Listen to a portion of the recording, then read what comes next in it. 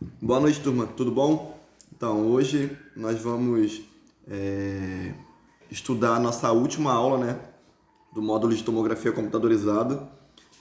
E semana que vem nós já temos a avaliação final do módulo de tomografia computadorizada. E dia 2 nós temos a nossa última aula, que é a aula de recuperação. Espero que todos aí passem na avaliação final para que não possa ter aula aí no dia 2 de setembro, né, que é a nossa última aula. E hoje nós vamos falar aí de um assunto que vem acontecendo com bastante ocorrência dentro dos exames de tomografia computadorizada e que nós técnicos e tecnólogos, né, futuramente vocês, têm que ter a habilidade nesse assunto também, que é a questão da administração de meios de contraste. Então, essa questão aí, essa parte de meios de contraste dentro da tomografia computadorizada, ela é uma parte muito importante e também, em paralelo, muito perigosa para o paciente.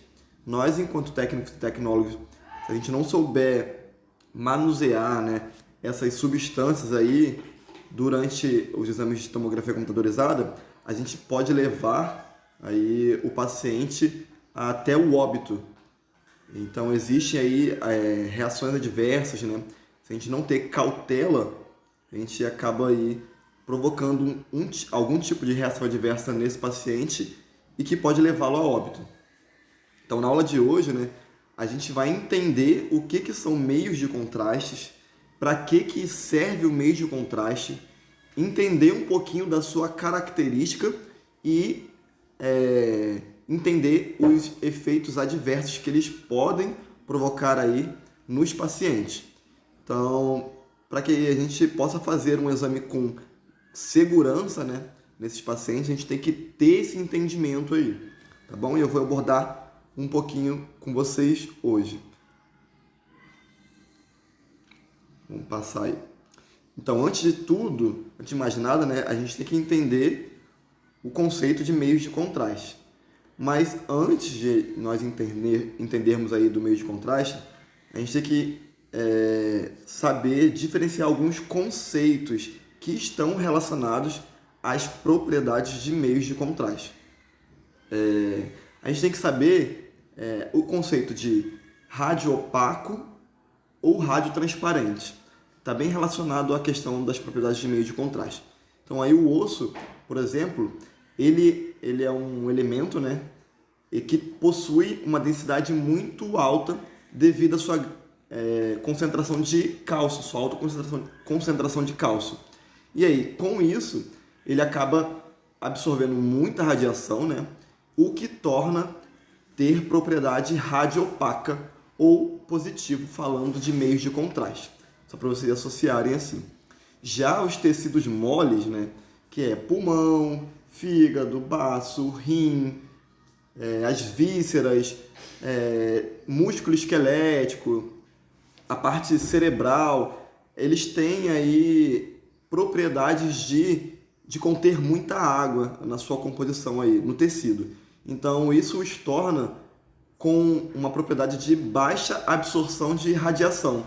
Ou seja, eles são estruturas rádios transparentes, ou, falando aí de meios de contraste, podem ser chamados de negativos, que são aqueles elementos, né, aquelas estruturas que retêm pouca radiação por ter grande quantidade de água na sua composição. E aí, por que eu estou falando disso? Porque aí, levando todo esse conceito de alta densidade, baixa densidade, ali a estrutura, né, se ela tem alta densidade ou pouca densidade, ela acaba sendo uma estrutura radiopaca ou radiotransparente. Agora, se tratando de meios de contraste, quando esse meio de contraste aí, ele tem propriedade de reter muita radiação, ou seja, ele tem uma densidade alta, esse meio de contraste ele é chamado de positivo, ou seja, ele retém radiação, ele tem alta densidade. Agora, quando esse meio de contraste ele é um meio de contraste que retém pouca radiação, ele é chamado de meio de contraste com propriedades negativas. É um meio de contraste negativo e um meio de contraste positivo. E aí eu coloquei para vocês aí no slide em ordem crescente, começando do menos denso, ou seja, com mais propriedades negativas, ou seja, retém pouca radiação ou quase nada, até o elemento que tem mais propriedade positiva ou radiopaca. É aquele que tem alta densidade, ele consegue deter mais radiação. Então aí, ó. Então, começando de baixo para cima, nós temos o ar, né? Ou seja, onde é que a gente encontra ar no corpo humano? No pulmão e no trato digestivo, as alças intestinais. Ali tem muita presença de ar.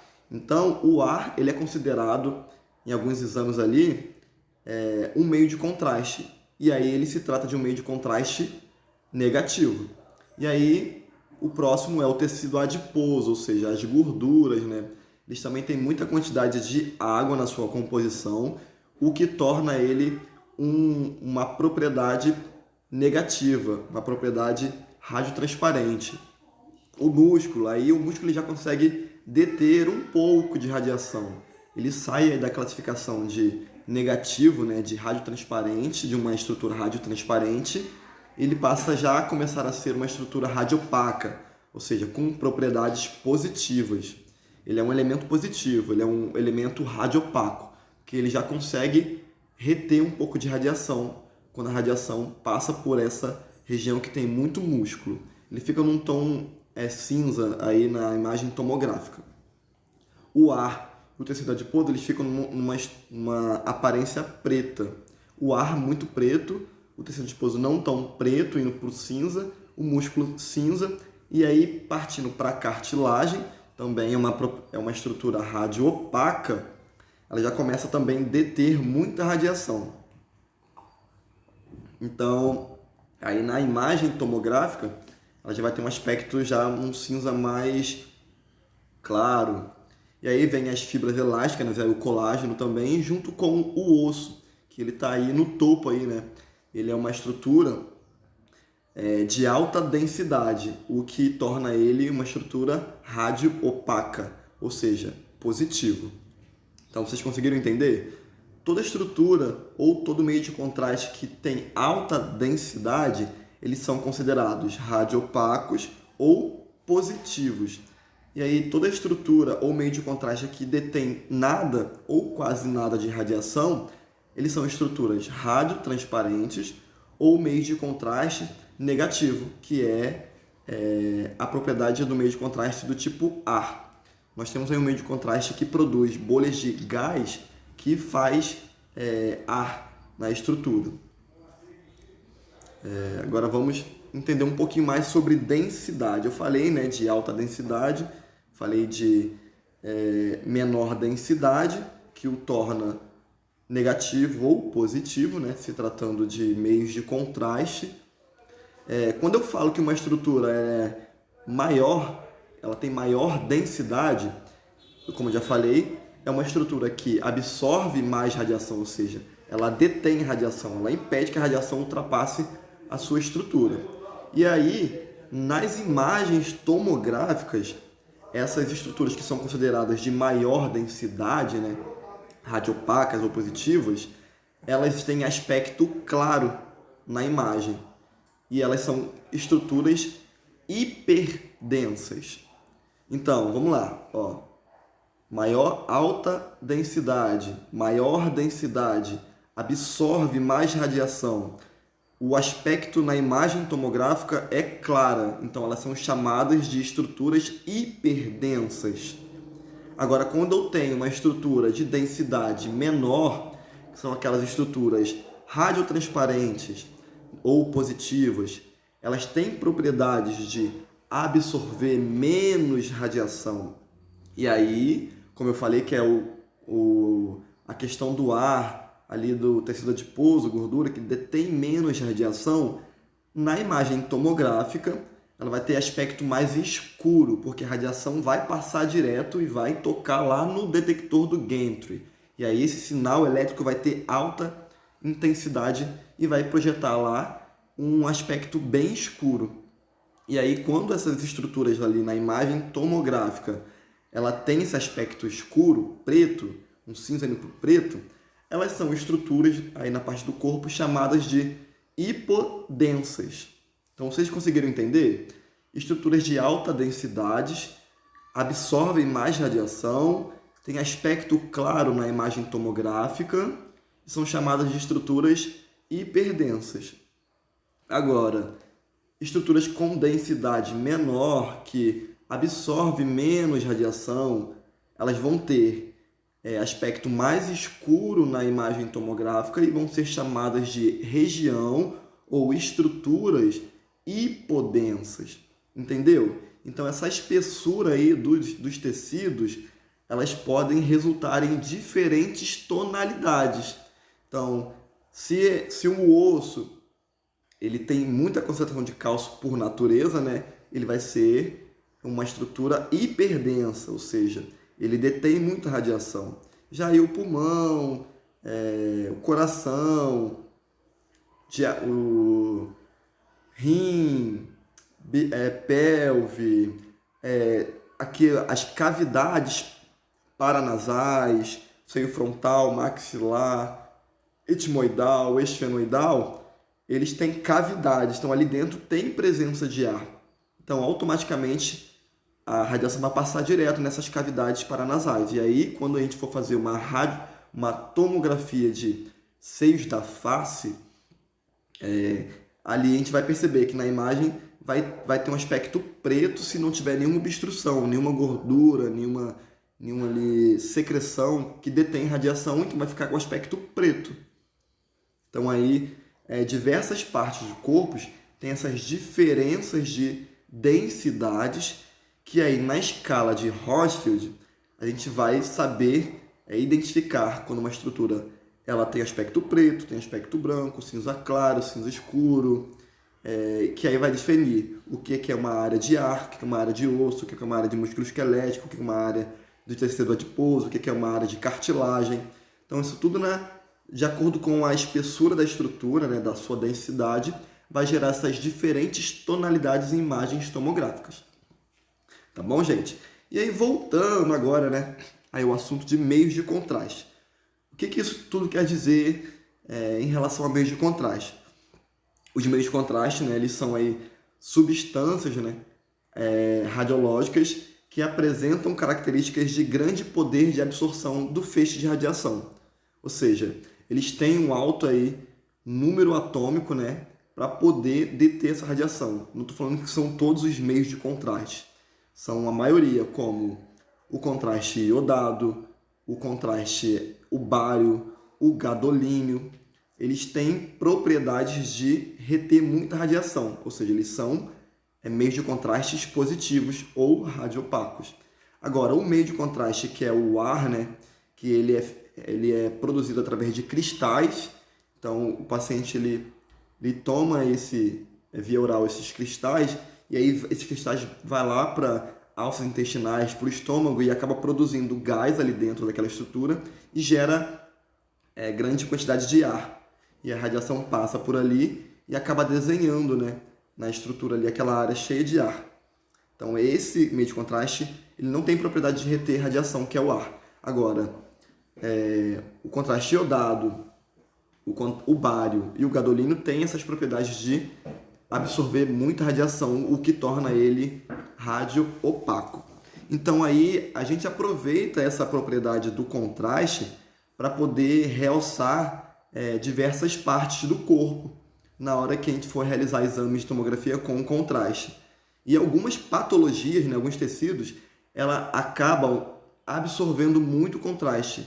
Ou seja, o tumor, dependendo da área, o tumor hepático, um tumor ali na região abdominal, um tumor ali na área do pescoço, eles acabam interagindo com o contraste, porque é uma propriedade das neoplasias, interagir com meios de contraste. E aí aquele tumor ele vai absorver esse contraste, e quando a gente fazer o exame naquela região, a gente vai perceber que ali é um diagnóstico de neoplasia por conta dessa propriedade e porque a radiação ficou toda retida naquela área que teve aquele meio de contraste ali penetrado. Então, diversas patologias também têm essa interação com o meio de contraste e a gente consegue unir todas essas propriedades do contraste radiopaco, né, positivo, com as patologias neoplásicas. Tá bom, gente? Então vamos aí para o próximo slide. Aqui eu trouxe para vocês a classificação de meios de contraste. Como eu já falei, os meios de contraste, eles podem ser, o MC aí na tela, significa meio de contraste. Ou ele pode ser negativo, que só temos o ar, ou ele pode ser positivo. Dentro do positivo, nós vamos ter meio de contraste iodado e o bário, a base de bário, né? E aí, dentro do bário, ele tem uma classificação de ser insolúvel ou não hidrossolúvel. O que é o insolúvel ou não hidrossolúvel? É o que não interage com alguma solução ali, no caso da água ou gordura. Então, o bário ele não é diluído, ele não se dilui na água e nem em gordura. E o bário ele é muito utilizado na ingestão oral. Agora, os meios de contrastes iodados, eles podem ser derivados de um contraste, ele pode ter um aspecto oleoso ou ser aí um meio de contraste derivado de ácido tridiobenzoico. É um nome bem estranho, que não vem ao caso nós decorarmos, é só para a gente ter uma noção. E aí, o contraste iodado, sendo ele de aspecto oleoso, ele é um contraste lipossolúvel. O que é um contraste lipossolúvel? É o que dilui somente com um elemento de gordura. Agora, já os meios de contraste iodados derivados desse ácido aí tridiobenzoico, ele tem características hidrossolúveis. O que são os contrastes positivos iodados hidrossolúveis? São os que conseguem ser diluídos com água e com gordura, líquido gorduroso. E aí, descendo mais aí, né, falando dos contrastes iodados hidrossolúveis, que são os derivados dos ácidos tridiobenzoicos, eles podem ser contrastes iodados monoméricos ou diméricos. O que isso quer dizer? Quando o contraste iodado hidrossolúvel ele é monomérico, ele vai ser um contraste iônico ou vai ser um contraste não iônico. Então, essa propriedade aí ela é muito importante para a gente tem que saber dessa propriedade. O que isso quer dizer, iônico e não iônico? Quando o contraste iodado hidrossolúvel ele é iônico, significa que ele tem uma alta concentração da substância iodo. O que é o iodo?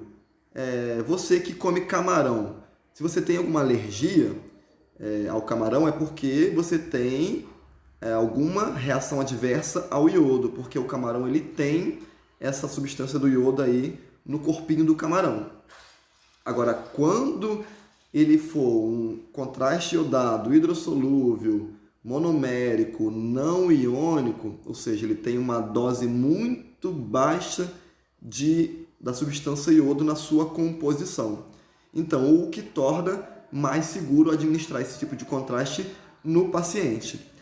No início aí, né, da administração de contraste dentro do campo da radiologia, usava-se muito contraste iodado hidrossolúvel monomérico iônico.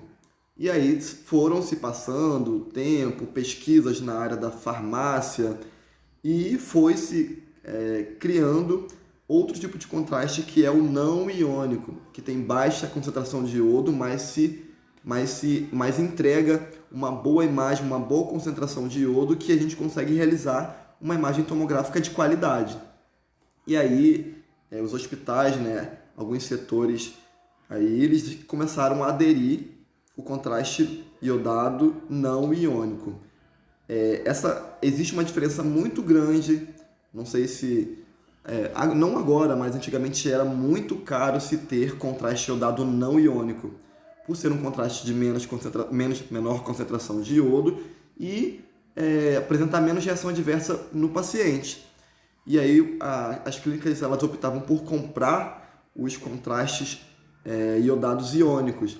E aí fazia um preparo antes, né, com o paciente, ele tomava algumas medicações para diminuir essa reação adversa, ou até mesmo não ter reação adversa para poder administrar esse meio de contraste iônico no paciente.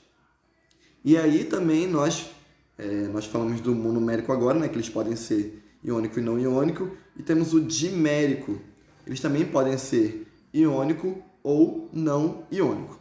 Tá bom, gente? Então a gente fica aí mostrando para vocês aí essa divisão desses meios de contraste.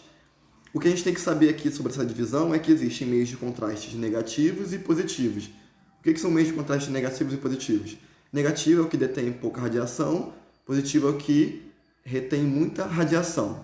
E aí, o negativo é o ar, contraste de propriedades de ar. O positivo tem propriedade de reter muita radiação, que são os contrastes iodados e o bário. E aí, dentro do bário e do iodado, nós temos esses a sua osmolaridade, né? A sua solubilidade, que nós temos o lipossolúvel, o insolúvel, o hidrossolúvel. O lipossolúvel só dilui em gordura, o insolúvel não dilui em nada, nem gordura nem água, e o hidrossolúvel, a gente consegue diluir esse contraste em água e gordura. E aí, dentro do iodado do hidrossolúvel, né, nós temos o monomérico e o dimérico. O monomérico, ele tem alta concentração de iodo, e nós temos o dimérico, que tem baixa concentração de iodo. Eles podem ser iônico e não iônico. Pronto, fechamos aqui. Tá bom, gente? Agora vamos falar um pouquinho das propriedades, né? Como é classificado esses meios de contrastes aí. Vamos lá.